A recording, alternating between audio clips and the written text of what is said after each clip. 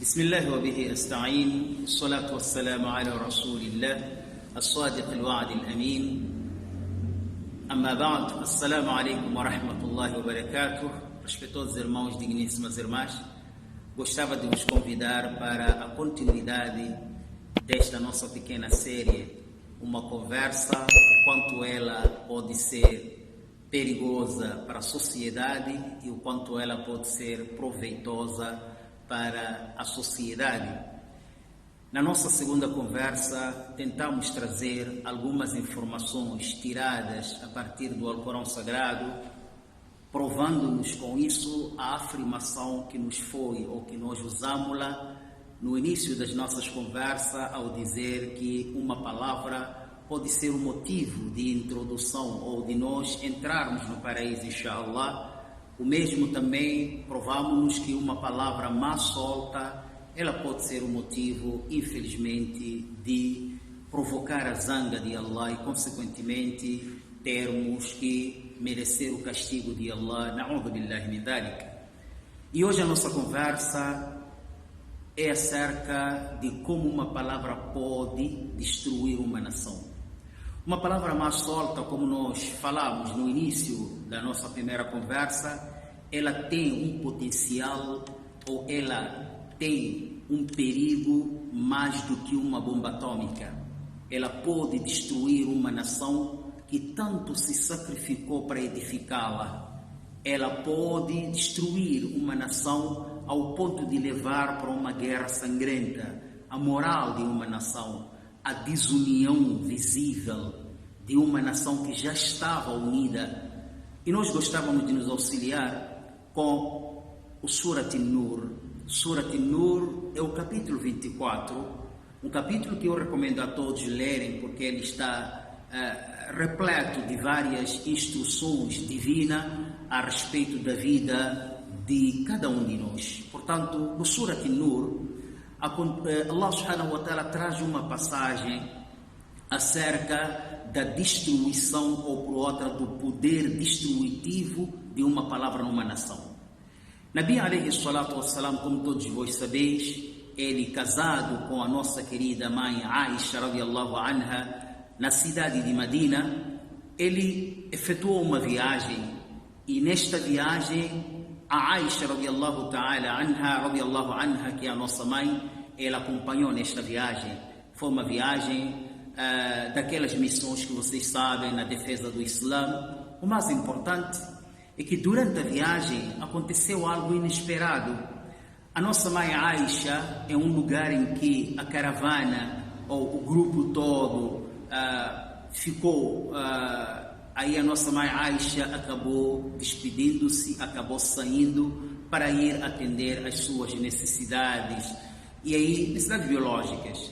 E aí o que acontece é que no regresso, ou ao regresso para o local em que teria deixado o grupo todo, este grupo teria avançado e não notou a ausência da nossa mãe Aisha radiallahu anha. E o que isso tem a ver com uma palavra má solta? É a consequência, ou por outra, oportunidade que as pessoas malignas têm, ou alcançam, ou encontram quando acontece um caso do gênero. Aí a nossa mãe Aisha, depois de algum tempo, notou-se a ausência dela, e algumas pessoas podem perguntar, mas por que o Nabi sallallahu alaihi wasallam não notou a ausência da sua esposa? Não é bem assim. Esta passagem é longa, aliás, uma outra ocasião a gente vai abordar de uma forma bem detalhada. É que as mulheres ficavam uma caravana especial, ok? Elas todas, a caravana em si também era protegida. Em todo caso, o grupo de Nabi alayhi salatu wassalam com os demais chega em Medina, ou por outra, avança e no meio do caminho nota a ausência da mãe Aisha.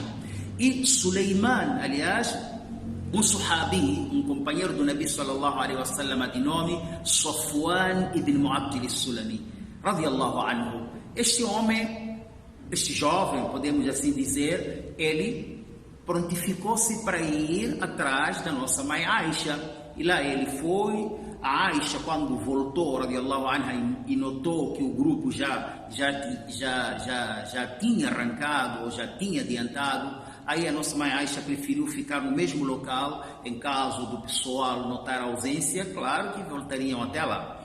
E aí o Safwan ibn Mu'attil al-Sulami chega diante da nossa mãe Aisha e aí auxilia de uma forma respeitosa. Estamos a falar da primeira dama de Medina, de uma das primeiras damas. O Nabi sallallahu alaihi wasallam era governador de Medina, vocês sabem muito bem.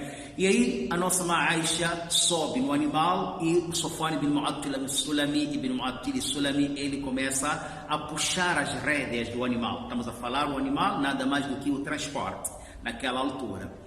Aí o Nabi alayhi salatu wassalam e os demais companheiros chegam em Medina. Safwan ibn Mu'attil al-Sulami, obviamente com Aisha radiyallahu anha, eles atrasam entrar em Medina. Existia um homem, agora vamos lá tentar trazer já o foco dessa passagem. Existia um homem na cidade de Medina de nome Abdullah ibn Ubayya ou Abdullah ibn Ubayya ibn Salul. Abdullah ibn Ubayya ibn Salul foi conhecido como Ra'isul Munafiqin, quer dizer, chefe dos hipócritas. O que seria a hipocrisia? A hipocrisia divide-se em duas partes. Tem a nifaq al-i'tiqadi, tem uma hipocrisia da crença e tem nifaq amali, uma hipocrisia da prática. E numa outra ocasião, inshallah, faz parte dos nossos planos, dos nossos vídeos, trazermos uma temática especial sobre a hipocrisia, o seu histórico, como ele iniciou e quais são as consequências. Mais importante, o Safwan ibn Mu'attil al-Sulami, quando entra em Medina, este homem, Abdullah ibn Ubayya ibn Salul, que chefiava a hipocrisia, e a hipocrisia mais vivida para este homem era aquilo de esconder dentro de si o ódio e a ira contra o Nabi e os seus companheiros e aparentando ele ser muçulmano. E esta é uma outra passagem também que dá para debruçar numa ocasião dessas, por que este homem se tornou hipócrita e por que este homem guardava rancor e ira contra o Nabi sallallahu alaihi wasallam. Só que o Nabi era governador, ele não tinha oportunidade naquela altura de como manifestar, não é, o seu ódio, a sua ira. E esta foi a oportunidade que ele alcançou, ou que ele achou. Quando Safwan ibn Mu'attil al-Sulami entra na cidade de Medina, com ele puxando as rédeas de camela de quem? Da Aisha radiyallahu anha, então o Safwan ibn Mu'attil al-Sulami estava parado com os seus, aliás, o Abdullah bin Ubayya bin Salul estava parado com os seus aliados e ele pergunta: quem é este que de lá vem? E as pessoas responderam: é Safwan ibn Mu'attil al-Sulami. Com quem ele está vindo? A Aisha, a primeira dama de Medina. E de onde eles veem? Obviamente do deserto.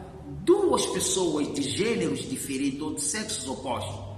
E ele lançou uma conjectura contra a Aisha, desonrou a família nobre do Nabi Muhammad sallallahu alaihi wasallam, e ele simplesmente lançou uma palavra, mas de forma má solta. Ele disse: acaso vocês que imaginam duas pessoas?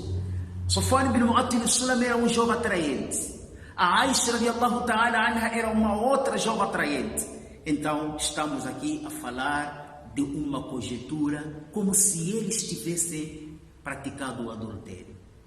Só esta palavra, só essa conjectura, amados irmãos, foi um motivo de desequilibrar a união que existia em Medina, de perigar aquela concentração, aquela irmandade, aquela fraternização, aquela, digamos assim, aquele equilíbrio que existia, que o Nabi sallallahu alaihi wasallam edificou, quando Allah subhanahu wa ta'ala fala no Corão al-Karim, que vocês eram inimigos, فَأَلَّفَ بَيْنَ قُلُوبِكُمْ فَأَصْبَحْتُمْ بِنِعْمَتِهِ إِخْوَانًا. Allah conquistou, Allah unificou entre os vossos corações e tornastes irmãos uns aos outros.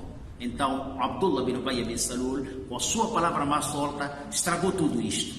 Mas a história é a passagem é longa. Eu gostaria de parar nesta pequena introdução da passagem e na próxima daremos a continuidade como consequência disto que aconteceu neste local. Barakallahu fikum. Não perca a próxima conversa. Assalamu alaikum wa rahmatullahi wa barakatuh.